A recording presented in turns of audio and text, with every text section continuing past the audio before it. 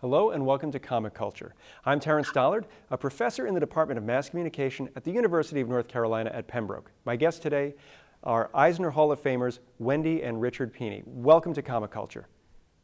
Oh, thank you for having us. It's great to be here. This is a thrill. You are the first Eisner Hall of Famers that we've had on Comic Culture, and you have one of those series that is it's groundbreaking because Elfquest was a book that for 40 years told a rather unique story and broke a lot of barriers in comics. And I was wondering, I know you've been asked these questions a lot before. I'm going to try not to tread over familiar ground, but Elfquest, what was it about this subject matter that made you want to tell these stories, and how did you keep it interesting over the course of 40 years? Your second question, how to keep it interesting, is an interesting question. As to the first part of the question, we didn't know any better. I had this idea. I sat him down on the couch and I told him the idea, and it was just a big old fantasy. And he took to it, and there was nobody there to tell us that this is too complicated. This is too, there was nobody there to tell us you're going to be doing this for 40 freaking years. So we didn't know any better, and we just went ahead. And she is much too humble. Wendy has been a storyteller all her life, literally. From the age of 2, she has been drawing little fantasy fairy tales. And all of those stories have had to do with some kind of quest or other, characters searching for a home, characters searching for others of their kind, searching for a safe haven. And Elfquest is simply the most extravagant manifestation of that urge that she has had all her life to tell that kind of a story. As to how we keep it interesting, we like to say that Elfquest is quasi-autobiographical. Yeah. There are events in Elfquest that very directly come from our lives, and there are others that are hidden under layers and layers of metaphor. But I guess as long as stuff keeps happening to us, and Wendy is able to translate that into a beautiful story on paper and digital, people are going to be able to relate to it and find it interesting. I would say that what keeps a story interesting, what has kept One Life to Live, the soap opera, on for 60 years, as far as I know, or maybe even longer than that, is as long as people can identify with your characters, as long as they can find themselves in the characters, they will want to come back and see what happens. We've received so much feedback over the years from people who said, I felt lost, I felt alone, I felt there was no one else out there like me. And then I read Elfquest, and I read this character, and I said, that's me. And they say it really helped them to accept themselves for who they were. And we never set out to do anything like that. But, apparently you craft a character, you make it well-rounded, and they're all different. All of them are little aspects of ourselves that we wanted to explore. And apparently the most personal stories are the ones that are the most universal. And it's interesting, too, because you say that you're examining parts of your own life, your own personality, but I'm also imagining a few things have appeared in the book that, with some hindsight, you can look back at a story arc and say, you know what, I can see there was something there that I wasn't aware of at the time, but looking back, I can see that in the work now. Is that something that you've been able to sort of discover? This one. What? See, I'm going to say this one. I will go back over the stories going back many, many years, and I'll look at a panel and I'll point to an expression or I'll point to a bit of writing, and I say, did you mean to do that this way? Were you thinking of XYZ when you wrote that? And she'll say, actually, no, but it must have been there for me to write it that way. Yeah. There are lots of things that you do subconsciously.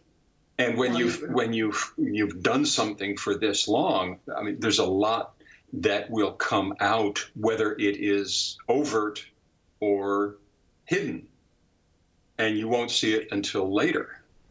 One of the problems with Elfquest over the years, especially in translating it to the larger media like TV and film, is it's not a property that is easily described in one sentence. It's got so many levels to it. On the one hand, you look at it on the surface, and it looks like it's very influenced by Japanese manga. The drawing style is somewhat cartoonish. So on one level, people look at it and say, oh, this is a comic book about elves. It's cute, it's cartoony or whatever. Then you start reading and you realize that there's a lot of really complex things going on for these characters. And you realize, well, maybe this isn't so childlike as I thought. You give it a third reading, possibly when you're a little older, and then you get the stuff that makes you go, oh, that's what they meant. It's in levels. Children start with it and they get one thing out of it as a fantasy story. Then they read it when they're teenagers. They get something else entirely. And as adults, they communicate with us and let us know that, oh my gosh, when I read it as a child, I never knew that's where you were leading, but now I see it.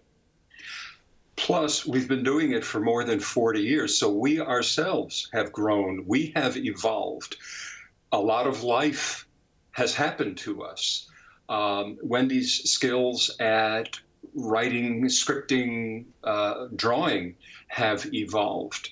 So there's a kind of parallel track that we and the readers are on as we all experience life through Elfquest. The fans like to say Elfquest is a self-quest. It's interesting because a lot of times you'll read a creator has a book that they do, and once they get to a certain point, they're done. I've told that story, but it seems that you're looking back at it, you're finding new and fresh things in your work that are kind of leading you to the next chapter.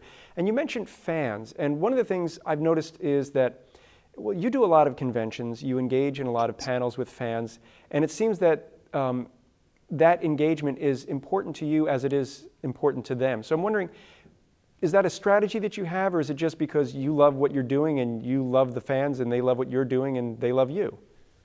Well, because we got started in 1977 at the ground floor of the independent comics movement. We were dependent on word of mouth. We didn't have the same kind of profile as Marvel and DC, far from it.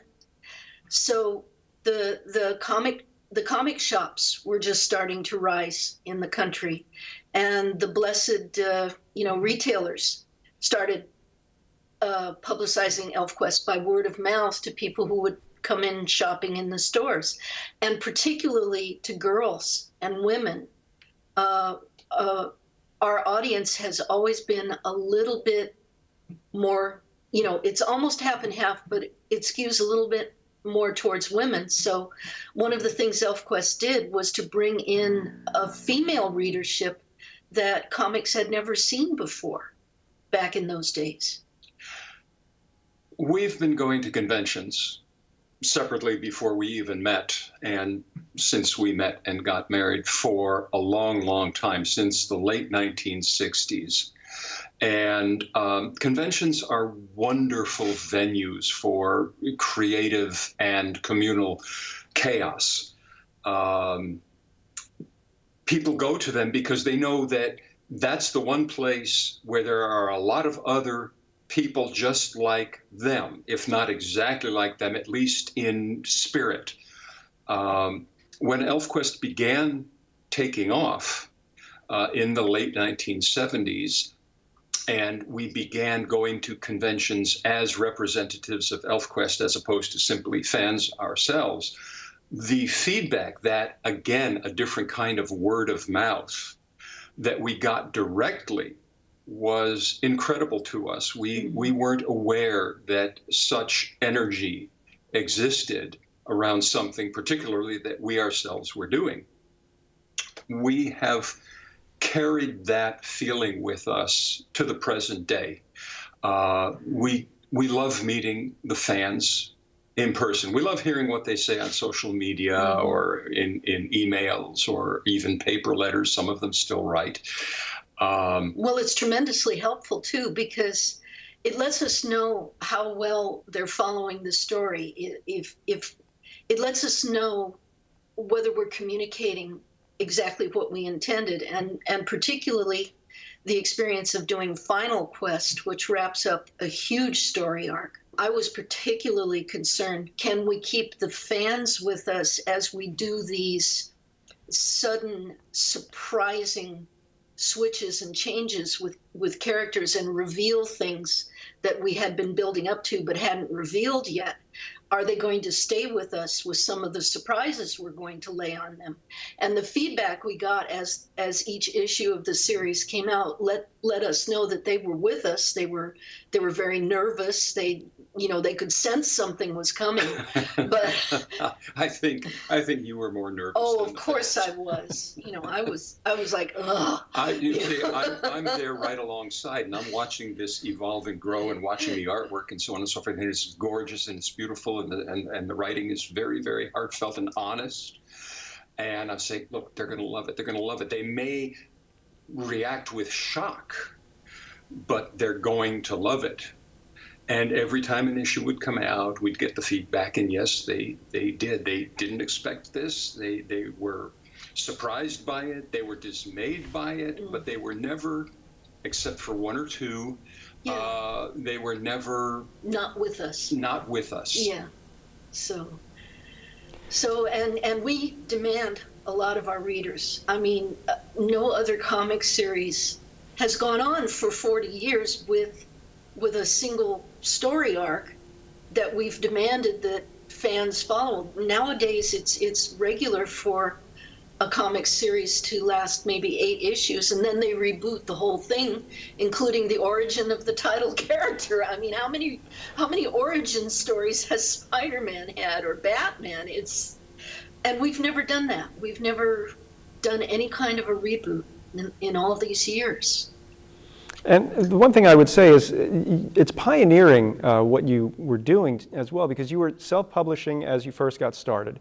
And in that time, a lot of other independent publishers came and went, and you were able to go and have some distribution with Marvel, with DC. Yes. And you were also pioneers in putting your work online. So I'm wondering, is that a strategy that you had in mind, like someday we're going to follow these steps, or is this, as the opportunities come, you're just going to kind of go with the flow? As Wendy said early on in this conversation, we didn't know what we were doing. I particularly did not want to be a publisher.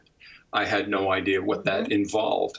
We took Elfquest to Marvel and DC and a couple of the early independent publishers. None of them wanted it. So like the little red hen of Fable, we said, we're going to have to do it ourselves. We did the first, what we call the original quest. That was 7 or 8 years worth of comics.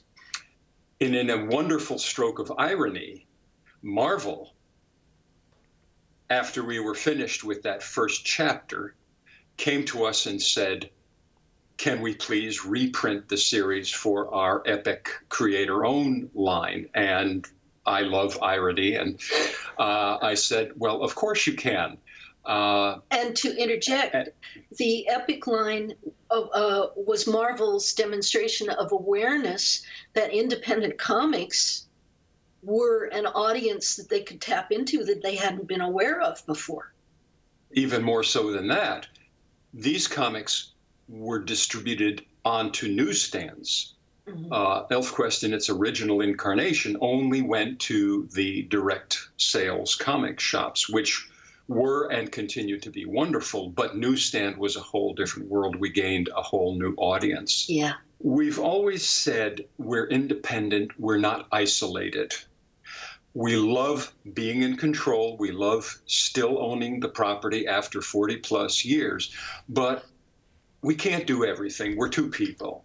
And if someone else has resources that we don't have, we're happy to partner with them. Mm-hmm. So that's how it was with Marvel in the early 1980s. That's how it was with DC Comics in the early 2000s. That's how it is now with Dark Horse. We didn't set out to do any of this. We kept our ears and eyes open, and we were alert to possibilities. You mentioned online. There was a time when Marvel and DC were just beginning to put comics online for something like 99 cents each, or maybe you could get, I don't remember the details. I looked into that and I thought, this is way too complicated for my poor little brain. And I also didn't care. I didn't care if I made 20 cents from the digital sale of an issue of the comic. I have always been interested in gaining more readers than making a few extra dollars. So taking the fact that Marvel and DC were putting stuff online, I said, I'm going to take all of our 6,000, 6,500 pages of material that we have done to date. I'm going to put it on there for free. And then I'm just going to let the world know, you want to get into Elfquest, you've heard about it, you're interested, go here, read it for free. What more could you ask? And that was a great way to keep it before the public eye during a period when Elfquest had been optioned by Warner Brothers as a motion picture. And the option was for 4 years. And they told us during that 4-year period, enjoy the option money, but you don't publish anything new, because we want to, have our finger in that pie when everything starts to go into production. So for 4 years, we couldn't do any new Elfquest. That's what prompted him to have the idea to put it all online, to keep it in front of the public in some way. And it worked far better than we ever could have imagined. It got us a new readership. It's interesting because I was looking at your website earlier this week, and just the amount of time that it must have taken to, it looks like they're individual issues that have been scanned. So, I mean, that takes a great deal of time, and that speaks again to your dedication to what the two of you have built. Another thing that a colleague of mine mentioned was that years ago, I guess it was the early 90s perhaps, he went into a mall in a bookstore and he came across an Elfquest collection. And that is what made him realize that comics could be more than just superheroics. So again, it seems like this is a pioneering venture on your part, and I was wondering how that might have come together. Well, again, this is not something we planned, but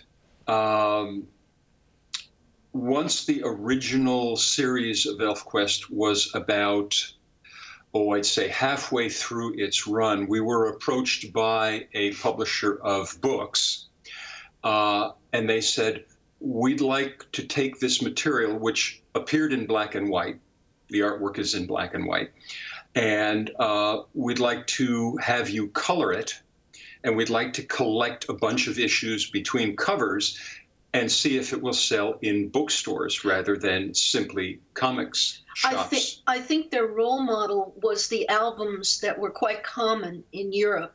In Europe, comics always had much more respect towards it as an art form, and the hardcover full-color album was something that was common there, and I think they were using that as a role model.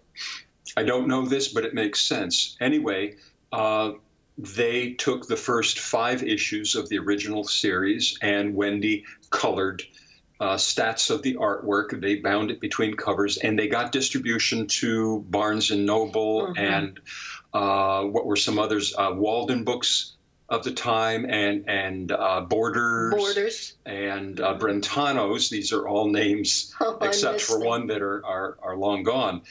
But that blew the doors off of that particular market that nobody knew existed yet. A lot of comic shops at that time were not terrifically family or female friendly. Girls wouldn't go into them because of the atmosphere. And now it's kind of a meme and a joke, but at the time it was true. But if you went into a bookstore like a Barnes and Noble and you went to whatever section they put it in at the time and you saw this beautiful book with her wonderful artwork in it, wow, that was a no-brainer of a sale. We like to say, and I think with some justification, that one of the main reasons why you can go into Barnes and Noble now and there are 3, 4, 5, 6 sections labeled graphic novels is because those original Elfquest books sold so well for the booksellers that they wanted more and more and more. We sold millions of copies of those color collections through the bookstores. And they said, why can't we have more? And other publishers took notice. And this opened doors for other creators to do the type of non-superhero oriented material that you were talking about. It really showed people that comics were not only were they not just kids stuff, but they could deal with elaborate topics and elaborate storylines that people hadn't conceived of before. And they were worthy of a nice presentation. Book size, good paper, you know? Our European fans tell us that they always regarded Elfquest as a European comic. They're very possessive of it, in fact. But I think they all assumed that we took their role model of the large albums with the hard covers. And they just took for granted that Elfquest was in a format that they were used to. So they have always regarded it as a European comic. And we didn't know that. We didn't know that. We didn't know what we were doing. But sometimes stumbling around in the dark finds the most interesting things. I think certainly that's been true for us. A lot of stumbling in the dark. We made every mistake that you could make. We invented some new ones. We made those. We've been there.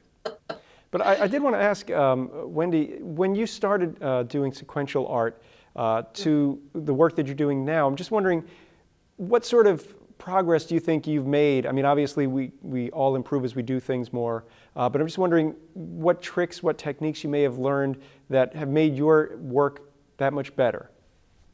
I haven't stopped learning. When I started, my two role models were Osamu Tezuka, who is considered to be the Walt Disney of Japan. He's the creator of Astro Boy, Kimba the White Lion, those very first anime that came over to America in the 1960s. And then my other role model, my sensei of the West, was Jack Kirby. I was just a huge Kirby fan. And my comic book style developed as kind of a melding of the two, certainly very strongly manga influenced, which made my style weird, and I'm sure that's why it was rejected at first by the publishers we took it to. So they'd never seen anything like it. It's like, you know, what are these big eyes and all this hair about? You know, it wasn't superheroes. It was very feminine looking. It had a lot of delicate line of beauty artwork, and they didn't know what to make of it. But that was the manga influence from Tezuka. But also there in my work was the strong structure, the weight, and the contouring that was the influence from Jack Kirby, and the action poses. Because Elfquest is a high fantasy story, but it was always a story with a lot of action and adventure in it. And you know, Kirby was just the best influence there was for that. So I started. That's how I started, and that's how I established my drawing style right away. But I had so much to learn, and as I went along, I just discovered doors that I could open to different ways of expressing both emotion and physical action. I kind of think of myself as an animator. Before comics, I thought perhaps I was going to go into the profession of being an animated cartoonist. Even though I didn't pursue that career, I think there is just an animation to my drawings that I continue to refine over the years, so that rather than using a word balloon to say this is what a character is thinking, or this is what the next action a character is going to take, You look at the character and how they're posed and what they're ready to do and what expression is on their face, and you know. So I kind of like make a movie in my mind, and I just try to make the movie flow into the drawings. She likes to refer to herself as a human video recorder. And she's been doing that since she was a little kid, watching cartoons on the TV. Now, back then, you didn't go out and buy a DVD. You saw it, and then maybe a year later you'd see it again. But she wanted those cartoons, so she watched them and recorded them in her mind and then drew them on paper. Yeah. So she is still very much a human video recorder. If she sees a technique or something moving in nature or anything, or she'll if I record see it. someone's facial expression, I will record that in my mind and say, I've got to capture that. Or a quality of light on a landscape. Yeah. She will bring that back to the drawing table, or now the digital tablet, and reproduce it with her own added style. Well, I see that we have about a minute left, and which is regrettable, but I just wanted to say... Let's do this again. We'll have to. But Wendy, I just wanted to follow up. Richard just said that you are using the tablet, so I'm wondering, you've made the transition from pen and ink to the Pixel. Yes, I did, and what an improvement in my ability to meet deadlines that caused. I've been digital since 2002. I taught myself how to use Photoshop and use the Wacom tablet that animators use. And so that is how pages of Elfquest have been produced, for 20 years now. She always said she wanted to paint with light. Painting with paper and ink is good. Painting digitally is painting with light. Now she has her dream. Yeah. Well, this has been a dream, because I'm so glad that we finally were able to put this interview together. Wendy, Richard, thank you so much for taking time out of your schedule to talk with us. Thank you at home for watching Comic Culture. We will see you again soon.